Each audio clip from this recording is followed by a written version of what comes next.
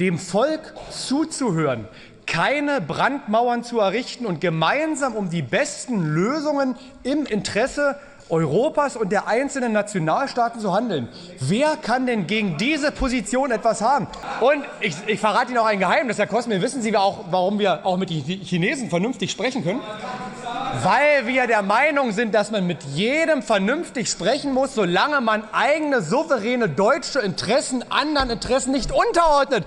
Wissen Sie, wer sogar in die USA geflogen ist und Haustürwahlkampf gemacht hat? Das war Ralf Stegner. Und vielleicht ist der auch ein Grund dafür, dass Donald Trump gewonnen hat. Frau von Angern hat eigentlich heute die Gürtellinie unten gerissen. Sie hat heute zugegeben, dass sie Leute rausschicken würde, bevor die AfD zustimmt. Das hat sie hier in diesem Parlament bewiesen bei einem Antrag für die Interessen behinderter Menschen.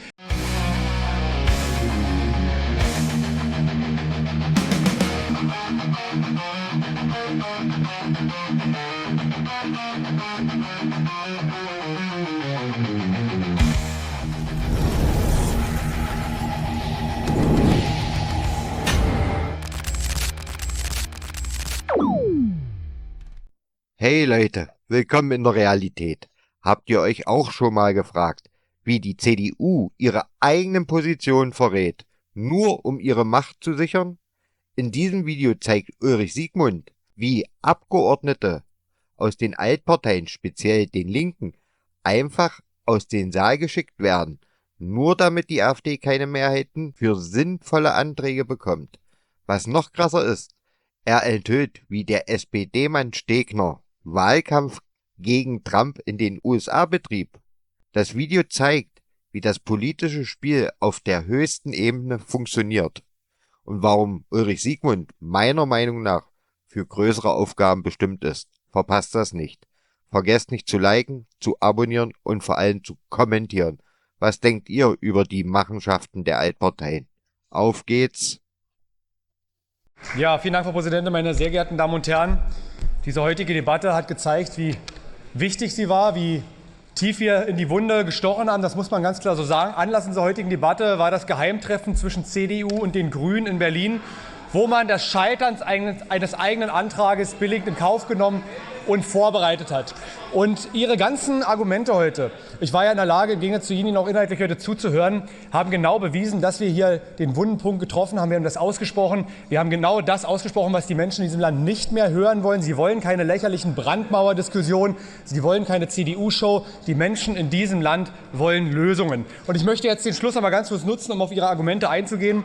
Das Erste, was auch noch mal heute in diesen Kontext gerückt werden muss, war die Rede von J.D. Vance. Frau Dr. Pehl ist darauf eingegangen, der amerikanische Vizepräsident auf der Münchner Sicherheitskonferenz. Und ich glaube, wir hätten uns heute viele Aggressionen in dieser Runde heute erspart, wenn alle von Ihnen heute diese Rede mal wirklich zugehört hätten, wenn Sie mal wirklich inhaltlich zugehört hätten.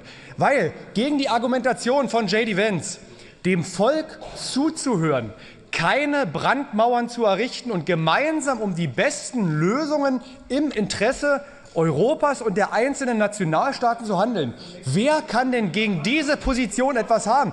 Das war die zentrale Aussage. Und ich sage Ihnen eins, wenn Sie nach diesen Maßstäben agieren würden, dann wäre in diesem Land einiges besser. Da können Sie was von lernen. Auch Sie, Herr Reuschler, können davon noch was lernen. Vielleicht gucken Sie einfach noch mal nach. Und wenn Sie kein Englisch können, Herr Reuschler, gibt es auch Übersetzungen. Dann würden Sie es sogar verstehen, meine sehr geehrten Damen und Herren. Und das Interessante ist, Herr Meister, was ist denn passiert durch diesen Kurs der ewigen Ausgrenzungen? Nicht nur im eigenen Land, sondern auch geopolitisch.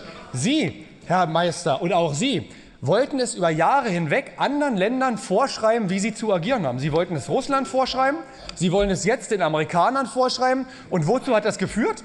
Wir sind international isoliert. Und die einzige Kraft in diesem Land, die sich wirklich allen Partnern gegenüber diplomatisch öffnet, ist die AfD, weil wir sind sowohl in der Lage, mit Russland vernünftig zu agieren, als auch mit den Vereinigten Staaten. Und deswegen ist die Zukunft die Alternative für Deutschland. Es gibt aber auch einen Grund, eventuell. Ja, ganz entspannt. Ganz entspannt. Auch mit dem können wir vernünftig sprechen, Herr Cosme. Mit dem können wir vernünftig sprechen. Und ich verrate Ihnen auch ein Geheimnis, Herr Cosme. Wissen Sie auch, warum wir auch mit den Chinesen vernünftig sprechen können? Weil wir der Meinung sind, dass man mit jedem vernünftig sprechen muss, solange man eigene souveräne deutsche Interessen anderen Interessen nicht unterordnet. Das ist der Unterschied zwischen uns, Herr Kosme, und deswegen würden wir auch gerne mit den Chinesen vernünftig klarkommen. So, jetzt aber noch ein Punkt. Frau Dr. Pehle hat kritisiert, dass Elon Musk sich in den deutschen Wahlkampf eingemischt hat. Wissen Sie, wer sogar in die USA geflogen ist und Haustürwahlkampf gemacht hat? Das war Ralf Stegner. Und vielleicht ist der auch ein Grund dafür, dass Donald Trump gewonnen hat. Weil wenn Ralf Stegner bei mir klingeln würde, würde ich genau das Gegenteil von dem wählen, was er haben möchte. Und ganz zum Schluss, Frau Präsidentin, Frau von Angern hat eigentlich heute die Gürtellinie unten gerissen. Sie hat heute zugegeben, dass sie Leute rausschicken würde, bevor die AfD zustimmt. Das hat sie hier in diesem Parlament bewiesen bei einem Antrag für die Interessen behinderter Menschen. Wir hätten eine Mehrheit gehabt mit Links und AfD. Und was haben Sie gemacht? Sie haben die eigenen Leute rausgeschickt, damit Ihr eigener Antrag nicht durchgeht. Auf dem Rücken behinderter Menschen machen Sie Ihre Brandmauerpolitik. Das ist ekelhaft. Herr Siegmund, ich wollte uns mal die Volksstimme heute empfehlen, Seite 5. Nordkorea offen für westliche Touristen. Vielleicht sollten Sie mal hinfahren, da können Sie den eisernen Vorhang, den ich noch zweifelhaft erleben durfte, vielleicht ziehen Sie da auch noch ein paar Lehren draus. Vielleicht ist dieser eiserne Vorhang, den, glaube ich, zweifelsfrei niemand in diesem Raum wieder haben möchte, auch mal eine Lehre, dass Sie sich mit solchen Kräften gar nicht gemein machen, die genau uns in diese Zustände wieder reinbringen. Aber das sind ja jetzt Ihre Koalitionspartner. Ja, danke schön. Ulrich Siegmund bringt es mal wieder auf den Punkt. Und das mit einer Klarheit, die man in der Politik sonst von keinen anderen hört. Da werden im Landtag von Sachsen-Anhalt Abgeordnete aus dem Saal geholt. Nur damit AfD-Anträge keine Mehrheit bekommen. Man muss sich das mal vorstellen. Anstatt sich argumentativ auseinanderzusetzen, werden hier einfach die Spielregeln so lange gebogen, bis das gewünschte Ergebnis rauskommt. Und das Beste, es passiert nicht zum ersten Mal. Erst gestern hatte ich euch gezeigt, wie im Brandenburger Landtag das gleiche Theater ablief. Es wirkt fast so, als hätten die Altparteien eine neue Taktik gefunden.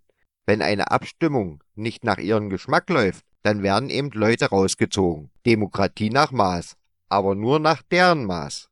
Und dann kommt der nächste Knaller. Die CDU und SPD regen sich immer noch über Elon Musk und JD Vance auf, weil sie sich angeblich in deutsche Wahlen eingemischt haben. Aber was macht SPD-Mann Ralf Stegner? Pöbelralle, der fliegt extra in die USA, um sich dort gegen Trump in Stellung zu bringen. Stegner, der Talkshow-Master, empört sich immer lautstark über Einmischung. Aber wenn er es selbst tut, dann ist das natürlich was ganz anderes. Doppelmoral, das wäre noch eine Untertreibung. Aber hey, wundert es einen noch, diese Leute haben keine Prinzipien, nur Interessen. Und wenn sie verlieren könnten, dann ändern sie eben die Regeln. Doch glücklicherweise gibt es Leute wie Ulrich Siegmund, die das nicht einfach so durchgehen lassen. Also bleibt dran, bleibt kritisch und wir sehen uns im nächsten Video.